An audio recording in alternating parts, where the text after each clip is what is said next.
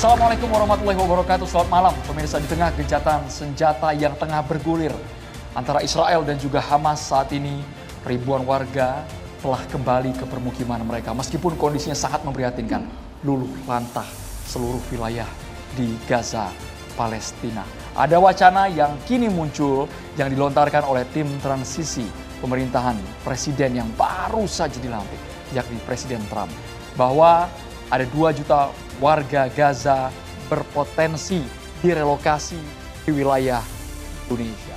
Ini masih wacana besar, masih dilema juga. Ada yang menyatakan kalau kalian punya rasa kemanusiaan harusnya kita tampung saja. Tapi ada juga pihak yang menganggap hati-hati, ada niat lain yang diinginkan oleh Amerika Serikat sehingga memindahkan 2 juta warga Gaza. Padahal itu merupakan tanah mereka. Itu dia, hati-hati. Jangan sampai kemudian dianggap perginya warga Gaza dari tanah yang begitu mereka perjuangkan ini merupakan tanda-tanda kemenangan bagi Israel. Apakah demikian? Ini yang kemudian nanti akan kita jawab. Karena banyak pihak kemudian meminta pemerintah Indonesia bersuara. Terakhir, Kementerian Luar Negeri menolak adanya potensi ini, Andro. Kita nanti akan bahas bersama dengan jumlah narasumber kami. Kami pun juga akan melibatkan sejumlah mahasiswa dari Universitas Budi Luhur Jakarta dan juga Nahdlatul Ulama Indonesia. Teman-teman jelas sudah mengikuti kabar ini, meskipun ini masih simpang siur dan sumbernya juga patut kita pertanyakan, tapi ada reaksi dari pemerintah kita. Dari Kementerian Luar Negeri, sikap Indonesia jelas. Tegas. Mendukung penuh kemerdekaan Palestina dan jangan ada lagi penjajahan di atas muka bumi ini ya. Hari ini penampilannya luar biasa ya. Oh betul, seluar biasa bagaimana dukungan Indonesia untuk Palestina. Kami pun hari ini begitu luar biasa dengan mengenakan pakaian begitu elegan sekali, Andro, dari BHS. Terima kasih BHS. Batik Jacquard yang sudah mendukung kami dari BHS. Thank you banget. Langsung saja mari kita kenalkan para narasumber kita. Langsung kita perkenalkan satu persatu ya, Andro ya. Sudah hadir bersama dengan kami yang cukup viral selalu kalau kami undang catatan demokrasi. Ini dia aktivis pro Israel dan Yahudi, Monique Rickard. Selamat malam, Mbak Monique. Boleh sambil cek, Mbak, mikrofonnya. Selamat malam. Nanti kita ingin dengar ya bagaimana respon dari Mbak Monique ya. Tentu juga kita ingin dengar respon dari Ketua Umum BKN, Gus Rofi Ibuklis. Assalamualaikum, Gus. Selamat malam. Assalamualaikum teman-teman mahasiswa dari Budi Luhur. Terima kasih. Terima kasih banyak. Menarik juga nanti kalau kita ingin mendengar nih ya, bagaimana kemudian respon tanggapan dari pakar hukum hubungan internasional dari UI, ada Prof. Hikmahanto Juwana. Selamat malam, Prof. Selamat malam. Semangat sekali malam hari ini, Andro. Ini yang juga lantang. Kalau Gitu soal kondisi di Timur Tengah, bagaimana keprihatinan Prof. Hikmahanto nanti dituangkan di meja catatan demokrasi. Kami juga menghadirkan Assalamualaikum Kiai Haji Holil Nafis, Ketua Bidang Dakwah dan Ukhuwah Majelis Ulama Indonesia Pusat. Assalamualaikum warahmatullahi wabarakatuh. Sehat Pak Kiai. Alhamdulillah bi khair. Syalnya Apalagi sudah depan ini ya para Pak Kiai. mahasiswa Ya? Begini, ha? Syalnya udah pas banget Pak Kiai. Ya, saya karena mendukung kemerdekaan Palestina. Menunjukkan posisi. Kami juga menghadirkan ada pegiat media sosial yang juga bisa dikatakan sangat kritis dan juga lantang menyuarakan kemerdekaan Palestina di media sosial. Ini julukannya Panglima, sebentar saya ulang ya ini ya, Panglima Julid Fisabilillah. Ada julidnya di tengah-tengah ya, Mas Erlangga Grace Sinov. Selamat malam. Assalamualaikum, Mas Grace. Ya, betul. Kami juga menghadirkan ada Mas Hussein, biasanya Mas Hussein ini gabung langsung di catatan demokrasi, tapi sepertinya beliau lagi ada di Kairo, Mesir untuk menyalurkan bantuan kepada warga Gaza. Assalamualaikum Mas Hussein, semoga nanti bisa tersambung bersama kami. Ya. Ada juga ya satu lagi? Ada juga satu lagi relawan Mercy yang berada di Gaza, ada nanti Mbak Barisa Doriti yang juga akan bergabung bersama kami, Andro. Baik, kita langsung ke Mas Grace. 2 juta warga Gaza diwacanakan layak sekali direlokasi ke Indonesia karena wilayah kita sangat potensial yang selama ini mendukung penuh Gaza. Menurut Anda seperti apa wacana yang dilontarkan oleh tim transisi Presiden Donald Trump ini? Baik, sebenarnya kalau kita lihat dari sini ini adalah rencana yang sangat tidak realistis ya. Karena kalau kita lihat gitu ya bagaimana sejarah Israel ketika dia memainkan sebuah narasi pemindahan dalam tanda kutip itu maksudnya adalah pengusiran terhadap warga Gaza. Dan terhadap kalau kita lihat dari sejarah itu sering terjadi seperti itu. Pemindahan itu narasinya yang sebenarnya adalah untuk mengusir dari warga Gaza. Itu yang pertama. Kemudian relokasi bahasanya, pemindahan sementara. Betul. Nah, walaupun sementara, tapi kita tidak tahu nih bagaimana yang terjadi kemudian. Karena kita kalau lihat dari narasi selama ini, bahwa pemindahan itu berarti adalah pengusiran. Dan itu selalu terjadi bagaimana kalau kita melihat dari sejarah konflik ini, sejarah genosida ini dari tahun 1948. Oke. Sekalipun kalau kami lihat narasinya ini merupakan bagian dari masa pemulihan rekonstruksi di Gaza 3 sampai 5 tahun. Ketika masa pemulihan tersebut 2 juta warga Gaza. Nah, sebenarnya itu direlokasi ke ada suatu yang tidak tepat ya, karena kalau kita ingin membantu warga Gaza, kita lihat bahwasanya sekarang saat ini banyak sekali warga Gaza yang masih terluka gitu ya, yang masih memerlukan perawatan medis gitu, yang dimana saat ini rumah sakit di Gaza belum bisa untuk melakukan hal tersebut karena selalu dibom oleh Israel. Dan juga kemudian dari sini maka kita bantu warga Gaza bagi mereka yang masih sakit gitu ya, mereka yang terluka kita bawa ke sini untuk mendapatkan perawatan. Nah kemudian ketika mereka sudah pulih, barulah mereka bisa Jadi kembali. motifnya apa menurut Mas Grace? Motif dari Amerika Serikat apa? Memindahkan 2 juta warga Gaza itu? Ini semacam tes ombak aja lah istilahnya. Bahwasanya kan kita tahu bahwa kita adalah masyarakat yang paling getol dalam pembelaan terhadap Palestina. Dan suara inilah yang akan terus kita gaungkan dan jangan sampai kita bisa berhenti ketika kita memperjuangkan Palestina. Dan Amerika Serikat tahu benar dengan itu. Dan rencana Israel adalah untuk membangun hubungan diplomatik dengan Indonesia. Itu adalah hal yang paling sangat diinginkan oleh Israel. Oleh karena itu kenapa di sini ada Mbak Monik, gitu kan? Ya. Oke, betul tidak sih Mbak Monik? Langsung saja dijawab Mbak Monik, betul tidak sih motifnya karena memang ingin membangun hubungan diplomatik dengan Indonesia, bukan ada atas dasar kemanusiaan itu, bukan. Iya, terima kasih sudah mengundang kembali ini Triviwan. Jadi gini Bapak Ibu semua, wacana relokasi selama 3 sampai 5 tahun ke Indonesia ini baru wacana. Pertanyaan besarnya, apakah warga Gazanya setuju? Belum tentu loh, jangan kegeeran dulu. Belum tentu warga Gazanya mau direlokasi ke Indonesia. Yang GR siapa Mbak? Sorry Mbak. Kita sebagai Indonesia, kita sudah buru-buru bilang kita nggak bersedia. Karena apa? Satu kendala bahasa, mereka bisanya bahasa Arab. Sementara orang Indonesia mohon maaf tidak semua bisa bahasa Arab. Dan juga mereka tidak bisa bahasa Indonesia. Nah, tuduhan bahwa Israel akan masuk kembali itu sama sekali salah. Kenapa? Karena yang mengusulkan untuk relokasi itu namanya Steve Witkoff. Utusan khusus Presiden Donald Trump ke Timur Tengah. Steve Witkoff ini adalah pengusaha yang berbisnis dengan Qatar. Nah, Bapak Ibu semua tahu dong Qatar ini siapa?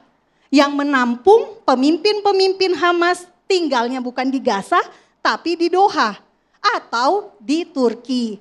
Jadi Qatar yang termasuk dalam tim negosiasi kesepakatan pertukaran antara tawanan atau sandera dengan napi teroris, catat baik-baik, ini adalah Qatar. Jadi bisa diasumsikan atau disimpulkan bahwa Qatar tahu rencana relokasi ini. Jangan-jangan malah idenya dari Qatar. Karena apa? Si Witkoff ini sahabatan dengan Qatar. Mereka punya hubungan bisnis bersama. Yang kedua, kenapa Indonesia, saya posisinya setuju ya Bapak Ibu, karena alasan kemanusiaan. Kenapa kita perlu menampung orang-orang Gaza ini?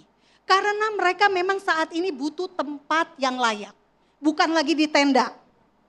Mereka bisa ditempatkan di Indonesia karena Indonesia punya pengalaman menampung orang Vietnam. Selama 16 tahun orang Vietnam, pengungsi dari Vietnam ditampung di Pulau Galang dekat Batam. Dan tempatnya masih ada sampai hari ini bisa digunakan oleh orang Gaza. Kita sudah menampung pengungsi Rohingya di Aceh. Kita juga sudah menampung pengungsi dari Afghanistan. Lalu kenapa tiba-tiba ujuk-ujuk pengungsi dari Gaza atau warga Gaza yang direlokasi ditolak? Bukankah ini kesempatan bagus untuk menunjukkan bahwa kita adalah orang-orang yang memang ingin menolong orang Gaza. Mas Grace ditanggapi. Nah, sebentar, Mas Grace satu ditanggapi. dulu. Poin itu penting sekali Mbak Biar ditanggapi kita poin itu. konfirmasi Mbak. Nah, tadi kan tuduhan Mas Grace Oke. adalah Israel mau masuk kembali. Menjalin hubungan diplomatik. Enggak, Israel mau masuk kembali Oke, dulu. Israel Karena mau relokasi masuk. itu adalah awal untuk mereka masuk. Gitu Oke. kan alasannya. Perhatikan baik-baik. Israel membawa pulang jenazah tawanan. Sandra dari Gaza. Yang mati dibawa pulang pada hari Minggu kemarin. Oron Saul, tentara IDF. Yang sudah 10 tahun diculik jenazahnya. dari 2014 dan dibawa ke Gaza hingga 2024. Awal Januari minggu kemarin mayatnya dibawa pulang ke Israel untuk dimakamkan. Kalau Israel mau masuk kembali berkuasa di Gaza, ngapain mayatnya dikeluarin? Karena adalah orang Yahudi harus dimakamkan di tanah Israel. Itulah moralitas dari bangsa Israel. Tawanan yang ditukar, tahukah Bapak Ibu? Dari 98 tawanan yang masih ada di Gaza hari ini, sekitar 36 itu sudah tewas. Apakah Israel setuju dimakamkan di Gaza? Tidak, mayatnya pun diminta ditukar dengan napi teroris. Sampai di sana dulu, Nah Mbak. Kita inilah yang konfirmasi perlu dulu. diketahui oleh orang Indonesia. Oke, Dibantah total, Bang. Oke, jadi sebenarnya tadi kata dari Mbak Monik bahwasanya Israel tidak punya niat untuk kembali ke Gaza itu salah total. Mau datanya Mbak, ini saya kasih ya. Saya siapkan data bahwa pernyataan Mbak itu tidak betul ya. Yang pertama adalah keterangan dari Minister of Heritage Amichai Eliyahu. Dia pernah bilang tahun ini, jika kita telah menghabisi Gaza Utara, kita akan menyerahkan tanah itu pada tentara kita dan pemukim yang dulunya tinggal di Gus Katif. Itu dari Menteri Israel. Itu yang pertama.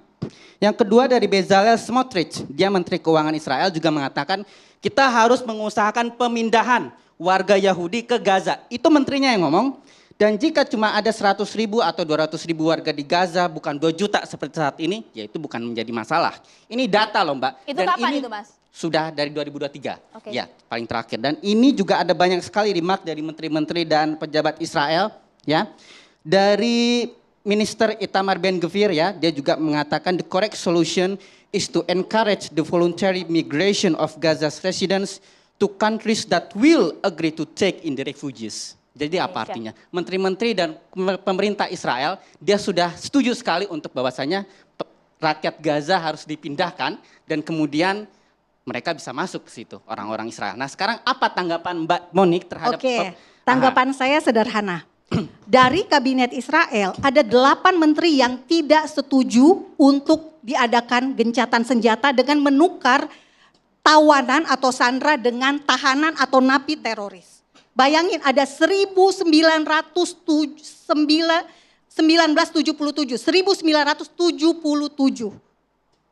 tahanan yang ada di penjara-penjara Israel ditukar dengan 33 orang. Nah, saudara-saudara semua bayangin, ada 8 menteri yang tidak setuju wacana pertukaran ini. 8 menteri, makanya Ben-Gvir yang dikutip tadi mundur dari kabinet. Karena apa? Karena mereka tidak mau. Napi yang sudah membunuh, sudah meneror ditukar dengan tawanan yang jelas-jelas tawanannya itu bayi. Dan anak-anak juga masih ada. Punya data Mbak? Punya data. Ini contohnya. Andrew? Sebentar, foto bayinya apakah ini sudah disensor? Kami khawatir kalau foto bayinya ada darah atau apa Mbak? Enggak ada darah. Tidak ada darah? Ini Kfir Bibas, tawanan termuda yang ada di Gaza. Dan dia ditukar dengan napi teror. Coba, Bapak Ibu, kita nggak bicarain tentang konflik Israel dan Palestina. Kita sekarang bicara tentang aksi teror. Apakah kita bangsa Indonesia yang Pancasilais ini mendukung kekerasan demi mencapai tujuan?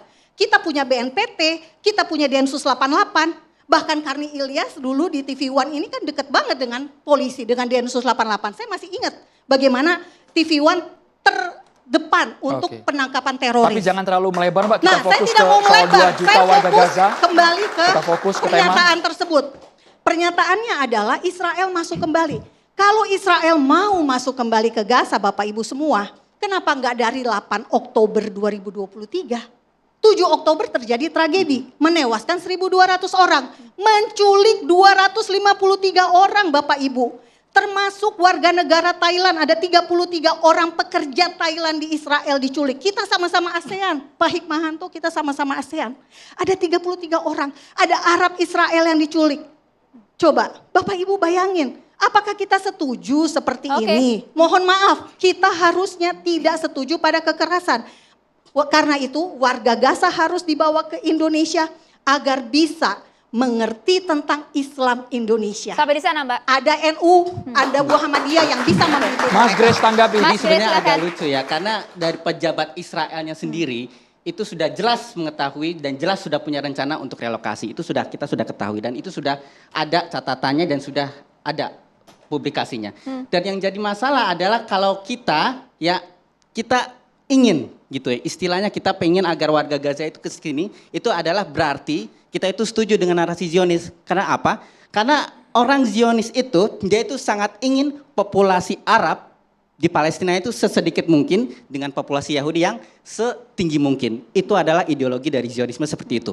Jadi kalau kita mengakomodasi Ini kebutuhan bisa seperti itu, dibantah juga nih. artinya itu sudah ada Mbak ininya, definisinya ya. Gini. Itu salah satu definisi. Sebentar, saya Di dulu selesai Israel ngomong. ada warga negara. Mbak Monik ditahan Tahan dulu dulu, Mbak sampai Monik. gantian Mbak supaya porsinya adil dan berimbang. Oke, kemudian yang kedua adalah Mbak Monik mengatakan bahwa pejuang-pejuang Hamas itu adalah teroris. Tadi sering sekali saya memperoleh narasi seperti itu. Dan ini adalah suatu hal yang salah. Karena apa? Karena dulu pejuang kemerdekaan kita itu juga dianggap sebagai teroris oleh Belanda loh. Bahkan ada keterangan gitu ya, bahwasanya si Soekarno itu adalah pemimpin para teroris, kemudian dianggap sebagai kolaborator Nazi Jerman, kolaborator Jepang gitu ya. Dan bahwa pemerintah kolonial itu sangat normal, bahwasanya mengejudge ya, menyebut fighter ya, pejuang kemerdekaan itu sebagai teroris. Dan saya nggak setuju itu disebut teroris. Karena apa? Karena memang mereka memperjuangkan tanah mereka. Mereka memperjuangkan keadilan yang selama ini mereka tidak dapatkan di Gaza. Dan satu hal lagi, bahwasanya Palestina, rakyat Palestina itu sangat-sangat cinta dengan kedamaian. Dan mereka bahkan juga berusaha untuk mendapatkannya dengan cara kedamaian juga, dan itu terjadi pada Great March of Return, ya, itu terjadi beberapa tahun yang lalu, di mana warga-warga Gaza yang sudah mengalami berbagai penderitaan, mereka kemudian diblokade oleh Israel, mereka pergi ke perbatasan sambil membawa pesan-pesan, mereka unjuk rasa agar mereka bisa dilihat warga dunia, bahwasanya ayo kita hentikan berbagai penindasan ini, kita hancurkan tembok-tembok penghalang ini, kami ingin pulang. Kami ingin bisa hidup tenang dan jangan sampai kami diblokade lagi. Pertanyaan itu pesan selanjutnya, dari mereka. Bapak Ibu, pertanyaan selanjutnya, apakah warga Gaza betul-betul mau dipindahkan, direlokasi ke Indonesia? Tidak. Nanti kami coba ajak Anda pemirsa untuk menuju ke Kairo, Mesir, bergabung bersama dengan rekan kami ada Muhammad Husin. Sesaat lagi di Catatan Demokrasi.